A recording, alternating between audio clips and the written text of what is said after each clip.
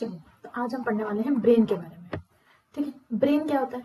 तो ब्रेन हमारे जो नर्वस सिस्टम को और पूरी बॉडी को कंट्रोल करने वाला ऑर्गन होता है। ये तो हमें सबको पता ही होता है। बट अगर हम इसके मेन फंक्शंस को क्लासिफाई करें तो हम ये कह सकते हैं कि ये इनपुट्स लेता है, उसे प्रोसेस करता है और देन उसे आउटपुट के फॉर्म में यानी कोई एक्शन के फॉर्म में आपको देता है। ये हमारा मेन ब्रेन का काम होता है। और अगर ब्रेन नहीं है तो हमारी बॉडी वर्क ही नहीं कर सकती। हम कॉन्शियसली कोई काम करें, अनकॉन्शियसली काम करें, वो जनरली ब्रेन के अकॉर्डिंग चलता है। ब्रेन ही उसको कंसीडर करता है। ठीक है, तो ब्रेन में दो चीजें होती हैं मेजर, जिसे हम कहते हैं grey matter and white matter. तो हम ग्रे मैटर जब भी कहते हैं तो उससे हम क्या समझते हैं? तो एक न्यूरॉन की जो सेल बॉडी है उससे हम ग्रे मैटर समझते हैं। ठीक है, मतलब जो सेल बॉडी है उसे हम ग्रे मैटर कहते हैं। तो जहां पर भी कोई एरिया है जहां पर ज्यादातर हमारे सेल बॉडीज हैं तो हम बोलेंगे कि ये एरिया ग्रे मैटर का बना हुआ है। वहीं पर जो व्हाइट मैटर है उसमें हमारे नर्व फाइबर होते हैं और you can say the axons. ठीक है, तो जहां पर भी हम कह रहे हैं कि भाई इस एरिया में व्हाइट मैटर है, यानी कि यहाँ पर जो न्यूरॉन है उसके एक्सॉन्स बहुत ज्यादा होते हैं, इसलिए उसे व्हाइट मैटर कहते हैं। ठीक है, अब हम आ जाते हैं डिवीजन ऑफ ब्रेन। ठीक है, ब्रेन के हमें कुछ पार्ट समझने हैं तो इसको इस पूरे ब्रेन को हम 3 मेजर पार्ट्स में डिवाइड करते हैं। ठीक है, पहला होता है हिंड ब्रेन। हिंड का मतलब होता है लोअर। ठीक है, तो हिंड ब्रेन यानी जो आपका लोअर रीजन ऑफ ब्रेन है उसे हम हिंड ब्रेन कहते हैं। देन मिड ब्रेन, तो मिड ब्रेन हम सिर्फ एक पार्ट को मिड ब्रेन कहते हैं जो समथिंग हमारा यहाँ पर होता है। देन हमारा आ जाता है फोर ब्रेन, यानी ये जो रेस्ट बाकी बचा कुचा हिस्सा जो है इसे हम फोर ब्रेन कहते हैं। देन हम फोर ब्रेन को फर्दर क्लासिफाई कर सकते हैं दो चीजों में, एक होता है लिम्बिक सिस्टम और एक हो सकता है सेरेब्रल कॉर्टेक्स। चलो, तो अब हम इसको जरा डिटेल में पढ़ते हैं। तो हम स्टार्ट करते हैं। सबसे पहले तो हिंड ब्रेन क्या होता है? तो हिंड ब्रेन जो है हमारा लोअर रीजन ऑफ ब्रेन होता है। ठीक है, अब इस लोअर रीजन में क्या क्या चीजें होती हैं, यानी आप किन किन ऑर्गन्स को हिंड ब्रेन के अंदर कंसीडर करोगे? तो हमारा जो हिंड ब्रेन के अंदर आते हैं वो हमारे हो जाते हैं, एक तो पॉन्स, मेड्यूला, सेरेबेलम और एक और आता है हमारा रेटिकुलर एक्टिवेटिंग सिस्टम। ठीक है, तो मेड्यूला को समझते हैं। तो जो मेड्यूला है वो कहाँ होता है? वो कुछ यहाँ होता है। ठीक है, यानी कि जो स्पाइनल कॉर्ड है, स्पाइनल कॉर्ड से ब्रेन को कनेक्ट करने वाला स्टार्टिंग का 3 सेंटीमीटर का हिस्सा होता है। ये सिर्फ 3 सेंटीमीटर का होता है, लेकिन ये बहुत ज्यादा इंपॉर्टेंट होता है। अभी क्यों इंपॉर्टेंट होता है, ये क्या क्या काम करता है? तो सबसे पहले तो वाइटल फंक्शंस हमारे फॉलो करता है। अब वाइटल फंक्शंस में हमारा क्या क्या आ जाता है? तो वाइटल फंक्शंस में सबसे पहले तो हमारे आ जाता है जैसे हार्ट बीट हो गया या ब्लड प्रेशर हो गया, ये सारी चीजें वो मैनेज करता है। उसी के बाद हमारे जो रिफ्लेक्स एक्शंस होते हैं उनको मैनेज करता है। अभी सारे रिफ्लेक्स एक्शंस को मैनेज नहीं करता है। ये कौन से रिफ्लेक्स एक्शन को मैनेज करता है? जैसे हो गया स्वेलोइंग, ओके, गल्पिंग, ये सारे रिफ्लेक्स एक्शंस हमारे कंट्रोल करता है, जनरली जो हमारे नेक से रिलेटेड होता है। देन ये आ जाता है रिले सेंटर। ओके, तो हम यहाँ पर इसको as a relay centre treat कर रहे हैं या कह रहे हैं कि भाई एक रिले सेंटर है। तो हम इसको रिले सेंटर क्यों कह रहे हैं उसके पीछे का एक लॉजिक समझते हैं। ठीक है, तो रिले सेंटर का मतलब होता है कि जो भी न्यूरॉन्स को या फिर पाथवेज को कनेक्ट करता है। ठीक है, अब ऐसा हम इसको क्यों कह रहे हैं तो समझना। हम कहते हैं कि भाई जो लेफ्ट हेमिस्फेयर वाला ब्रेन है वो राइट साइड की बॉडी कंट्रोल करता है और राइट हेमिस्फेयर लेफ्ट ब्रेन की लेफ्ट साइड की बॉडी को कंट्रोल करता है। बट यहां से जो न्यूरॉन चेंज होते हैं ना, वो चेंज होते हैं हमारा मेड्यूला पर। इसीलिए इसे रिले सेंटर कहते हैं, क्योंकि यहाँ से लेफ्ट ब्रेन को राइट की तरफ जाने के वाली नर्व्स और राइट ब्रेन से लेफ्ट बॉडी की राइट बॉडी से लेफ्ट ब्रेन नहीं राइट ब्रेन से लेफ्ट बॉडी की तरफ जाने वाली जो नर्व्स होती हैं वो कनेक्टेड होती हैं, यहाँ पर चेंज हो जाते हैं। तो ये होता है हमारा मेड्यूला। मेड्यूला के बाद हम आ जाते हैं पॉन्स पर। ठीक है, तो पॉन्स जो है वो क्या होता है? तो पॉन्स जो है वो हमारा ये रीजन होता है, कौन सा वाला? मेड्यूला के जस्ट ऊपर वाला, ये जो बल्ज्ड आउट रीजन हमें दिख रहा है, दैट्स योर पॉन्स। ओके, अब पॉन्स का काम क्या होता है? ये हमारे ब्रेन में क्या काम करता है? तो सबसे पहले ये भी अगेन रिले स्टेशन होता है, बट यहाँ पर ये रिले स्टेशन अलग होता है। मेड्यूला भी रिले स्टेशन था, ये भी रिले स्टेशन है, बट दोनों के काम अलग है। इसका काम क्या होता है? इसका काम होता है कि ये सेरेब्रम को कनेक्ट करता है सेरेबेलम से। ओके, सेरेब्रम को सेरेबेलम से कनेक्ट करता है। इसका क्या मतलब हुआ? देखो, ये हमारा सेरेब्रम है, पूरा रीजन। ठीक है, और ये जो है ये हमारा सेरेबेलम है, ठीक है। तो इनके बीच में जो कम्युनिकेशन होता है वो जनरली पॉन्स के थ्रू होता है। ये इस तरीके से क्या करते हैं, यहाँ पर इंटरैक्ट करते हैं। ओके, चलो दूसरा हो गया रेस्पिरेटरी रेगुलेशंस, लाइक सांस लेना और ये सारे हमारे जो कंट्रोल होते हैं वो पॉन्स कंट्रोल करता है। देन हमारे जो कान होते हैं, कान से हियरिंग और इक्विलिब्रियम यानी कि बैलेंस मेंटेन करने वाला काम, ये भी कौन रेगुलेट करता है, पॉन्स रेगुलेट करता है। देन हमारा आ गया फोर फेशियल मूवमेंट्स, यानी कि हम जो जॉ मूव करते हैं, इवन जो हम बोलते हैं तो हमारे फेस की जो मसल्स होती हैं इनका मूवमेंट भी कौन कंट्रोल करता है, पॉन्स कंट्रोल करता है, ठीक है। देन हम आ जाते हैं सेरेबेलम। तो सेरेबेलम का काम क्या होता है, ओके, ना सेरेबेलम को ना हम लिटिल ब्रेन भी कहते हैं, ओके। अब हम इसे लिटिल ब्रेन क्यों कहते हैं, लिटिल ब्रेन इसलिए कहते हैं क्योंकि जनरली हम जो चीजें सीखते हैं वो जनरली सेरेबेलम से कनेक्टेड होती हैं। जैसे क्या क्या होता है, तो सबसे पहले तो समझते हैं जो सेरेबेलम होता है उसका पहला फंक्शन हो गया कि वो मूवमेंट और कोऑर्डिनेशन की बात करता है, यानी कि जैसा हमारा हाथ है किस समय कितनी दूर जाना चाहिए, टाइम के हिसाब से जो हमारी बॉडी का मूवमेंट है वो ये कंट्रोल करता है। दूसरा बैलेंस, हम सीधे खड़े रह सकते हैं, हम गिरते नहीं हैं, ये भी कौन कंट्रोल करता है, सेरेबेलम कंट्रोल करता है। उसके बाद मोटर लर्निंग, ठीक है। अब मोटर लर्निंग में हम किन किन चीजों की बात कर रहे हैं, तो मोटर लर्निंग में हमारा आ जाता है जैसे हम कोई साइकिल चलाना सीखते हैं या कोई हम इंस्ट्रूमेंट बजाना सीखते हैं, तो ये सारी जितने भी हम चीजें बात करते हैं वो जनरली सेरेबेलम से आती है। और इवन आप ये कह सकते हो कि हम जनरली जो क्लासिकल कंडीशनिंग की हम बात करते हैं ना, तो उसमें भी सेरेबेलम का एक अच्छा खासा रोल होता है, ठीक है। देन हम आते हैं रेटिकुलर एक्टिवेटिंग सिस्टम के ऊपर। तो ये वाला जो कंसेप्ट है ना ये थोड़ा सा ट्रिकी होता है। हम लोग जब लेबलिंग करते हैं तो लेबलिंग करते समय हम ढूंढते हैं कि भाई ये जो रेटिकुलर एक्टिवेटिंग सिस्टम है वो कहाँ है, ठीक है। तो बेसिकली चीज क्या होती है, तो रेटिकुलर एक्टिवेटिंग सिस्टम जो है एक तरीके का नेटवर्क है, ठीक है। अब नेटवर्क कहाँ है, नेटवर्क पूरा ब्रेन में, थ्रू आउट द ब्रेन, पूरे ब्रेन में एक नेटवर्क है, लेकिन इस नेटवर्क का कुछ स्पेसिफिक काम होता है जिसके कारण हम इसे रेटिकुलर एक्टिवेटिंग सिस्टम कहते हैं। तो इसका मेजर काम होता क्या है, तो पहला तो हो गया स्लीप और अराउजल मैनेज करना, ठीक है। मतलब हमें कब जागना है, कब सोना है, हमें अलर्ट करना, ये सारा काम रेटिकुलर एक्टिवेटिंग सिस्टम का होता है।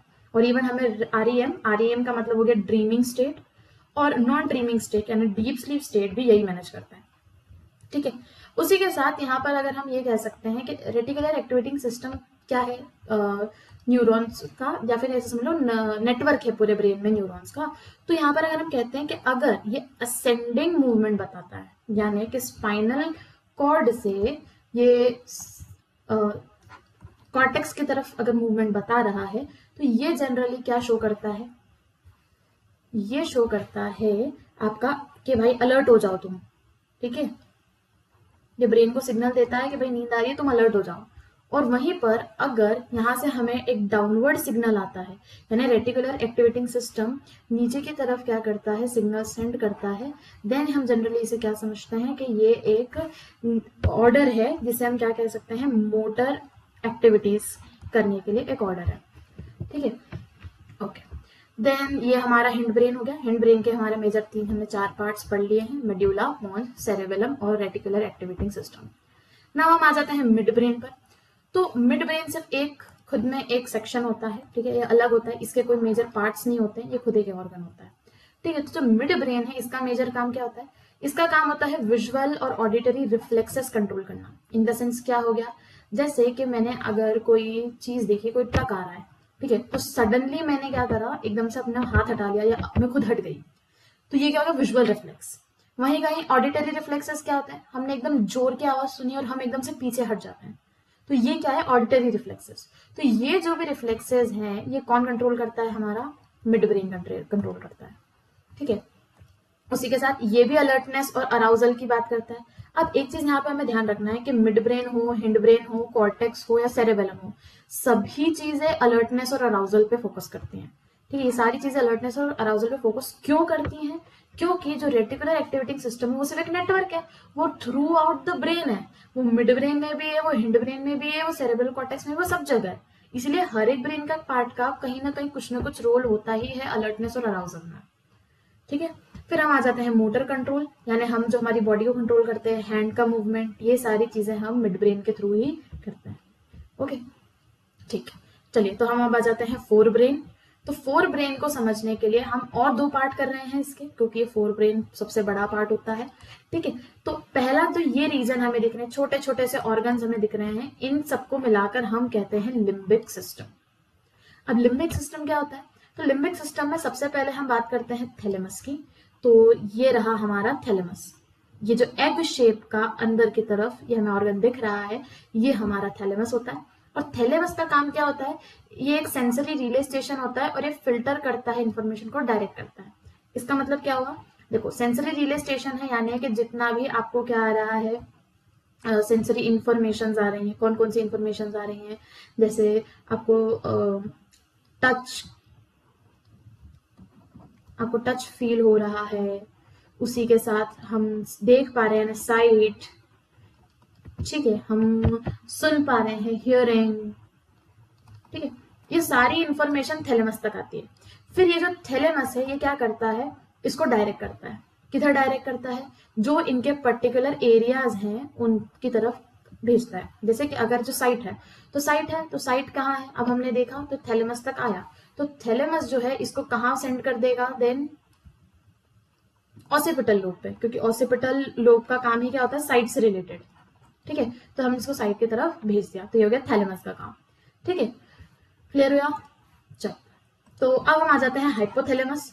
तो हाइपोथैलेमस में हमारा आ जाता है एक बहुत छोटा सा रीजन होता है, दिस ग्रीन रीजन जो हमें यहाँ पे दिख रहा है, ये हमारा हाइपोथैलेमस है। अब हाइपोथैलेमस में का काम क्या होता है? तो सबसे पहले आ जाता है होम्योस्टेसिस। अब होम्योस्टेसिस का मतलब ये हो गया कि हमारी बॉडी में जो हमारा टेम्परेचर है, ब्लड प्रेशर है, ये सारे काम रेगुलेट करने का काम हाइपोथैलेमस करता है। उसी के साथ हार्मोन्स कंट्रोल करना, डोपामिन रिलीज करना, ये सारी चीजें कंट्रोल करने का काम भी हाइपोथैलेमस का होता है। इवन हाइपोथैलेमस ही बताता है पिट्यूटरी ग्लैंड को कि आप हार्मोन्स रिलीज करो। उसी के साथ जो हमारे इमोशनल रिस्पॉन्सेज होते हैं वो भी हाइपोथैलेमस ही कंट्रोल करता है। देन हम आ जाते हैं हिपोकैम्पस। हिपोकैम्पस का मेजर काम होता है मेमोरी फॉर्मेशन एंड लर्निंग। अब जितनी भी मेमोरी आ जाती है, यानी हमारी कोई इवेंट की मेमोरी हो या फिर कोई स्पेशल मेमोरी हो। अब स्पेशल मेमोरी का मतलब यहाँ पर वो स्पेशल वाला नहीं है, स्पेशल का मतलब होता है स्पेस। तो स्पेस से रिलेटेड जितनी भी इंफॉर्मेशन है या मेमोरी है वो हिप्पोकैम्पस कंट्रोल करता है। ओके, ठीक है। देन हम आ जाते हैं एमिगडाला पर। एमिगडाला को हम सबसे पुराना ब्रेन मानते हैं और ये हमारे सर्वाइवल के लिए बहुत ज्यादा जरूरी होता है, ठीक है। तो ये हमें इसका मेजर काम क्या होता है? तो सबसे पहला तो ये हो गया इमोशनल प्रोसेसिंग की बात करता है, ठीक है। इमोशनल प्रोसेसिंग यानी हमको जो भी चीजें फील होती हैं, जैसे क्या हो गया एंगर, ठीक है, पेन, ये सारी चीजें हमें कहाँ से, किस चीज से फील होती है? इमोशनल प्रोसेसिंग से, या जो एंगर है, जो पेन है, ये सारी चीजें हमें एमिगडाला के थ्रू फील होती है। उसी के साथ हम अब हमें जैसे याद आ जाता है कि यार वो दिन तो बहुत बेकार था यार, वो याद करने के लायक नहीं है। तो यहाँ पे क्या हुआ? हमने एक मेमोरी, एक इवेंट के साथ हमारे इमोशंस जोड़ दिए, तो दैट्स इमोशनल मेमोरी। और ये इमोशनल मेमोरी भी कौन क्रिएट करता है? एमिगडाला क्रिएट करता है। ओके, तो साइकोलॉजी में तो इसका सबसे ज्यादा इंपॉर्टेंट रोल होता है, क्योंकि हम जनरली इमोशनल मेमोरी के बेस्ड ही क्या करते हैं, हमारे एक्सपीरियंस शेयर करते हैं। ओके, देन हम आ जाते हैं कॉर्टेक्स के ऊपर। तो कॉर्टेक्स का जो रीजन है ये हमारा हो गया ये ऊपरी रीजन, ठीक है। अब कॉर्टेक्स ज्यादा बड़ा नहीं होता, ये अराउंड टू भी सिर्फ 2 सेंटीमीटर या 2 से 3 सेंटीमीटर तक का होता है। एक पतली सी लेयर होती है कॉर्टेक्स की, बट क्योंकि इसमें इतने सारे ग्रूव्स होते हैं, या इन्हें हिंदी में कहें तो सल कह सकते हो, तो इतने सारे सल या ग्रूव्स होने के कारण इनके अलग अलग फंक्शनिंग हो जाती है। तो इन्हें जरा देखते हैं, समझते हैं। तो इसमें भी हमारा सबसे पहला आ जाता है फ्रंटल लोब, ठीक। फ्रंटल लोब को हम ना बॉस भी कह सकते हैं, ठीक है। अब बॉस क्यों कहते हैं? तो जैसे एक बॉस का काम क्या होता है? ऑर्डर देना या चीजें डिसाइड करना, ठीक है। तो यहाँ पर हमारी ब्रेन में जो हम चीजें कॉन्शियसली डिसाइड करते हैं ना, ये इसका काम होता है फ्रंटल लोब का, ठीक है। तो जैसे प्रॉब्लम सॉल्विंग हो गया, डिसीजन मेकिंग हो गया, हमारी जैसी पर्सनैलिटी है, हम जैसा बिहेव करते हैं, ये सारी चीजें रेगुलेट करता है फ्रंटल लोब। ओके, देन हम आ जाते हैं पेरिएटल लोब पर। तो पेरिएटल लोब का बेसिकली काम होता है सेंसरी प्रोसेसिंग, यानी कि जो हमारे पास टच और साइट और टेम्परेचर और जितने भी हमारे पास सेंसेस आ रहे हैं, इन सबको प्रोसेस करने का काम पेरिएटल लोब का होता है। उसी के साथ इसका भी रोल होता है स्पेशल अवेयरनेस में, कि हमें पता है कि भाई हाँ ये चीज इतनी ही दूर रखी है, मुझे हाथ इतनी ही दूर लेकर जाना है। तो ये जो काम होता है ना, ये भी पेरिएटल लोब भी करता है। वरना जैसे छोटे बच्चे होते हैं, छोटे बच्चों को पता नहीं होता है कि भाई उनका हाथ पहुंच रहा है नहीं पहुंच रहा है, क्योंकि उनका पेरिएटल लोब उस समय इतना डेवलप नहीं हुआ होता है। लेकिन जैसे जैसे हम बड़े हो जाते हैं, हमारा पेरिएटल लोब डेवलप हो जाता है, एंड देन ये जो स्पेशल अवेयरनेस वाली चीज है ये हमें इजीली आ जाती है। देन हम आ जाते हैं टेम्पोरल लोब पर। तो जो टेम्पोरल लोब है उसका काम क्या होता है, ये है हमारा टेम्पोरल लोब।